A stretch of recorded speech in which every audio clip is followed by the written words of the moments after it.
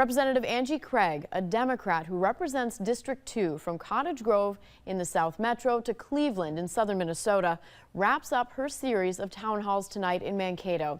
About 100 people attended the event at MSU Mankato's Ostrander Auditorium. Democratic Senator Nick Frentz moderated. The audience did not ask questions. Republicans like Representative Brad Finstad, who represents Mankato, have criticized Craig, calling this tour a campaign event. Topics tonight: the Farm Bill, tariffs, and cuts to education funding.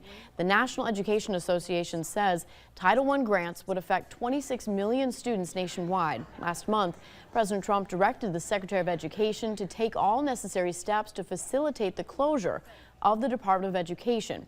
Craig saying tonight the only institution that can kill the Department of Education is Congress. I'm going to keep calling out my Republican colleagues who refuse to stand up and do something about it when they're the ones who have the power within the party to say no. In addition to Mankato, Representative Craig also hosted town halls this week in St. Cloud, Grand Rapids, and Wilmer. Speculation is growing that Craig plans to run for the retiring Tina Smith's U.S. Senate seat.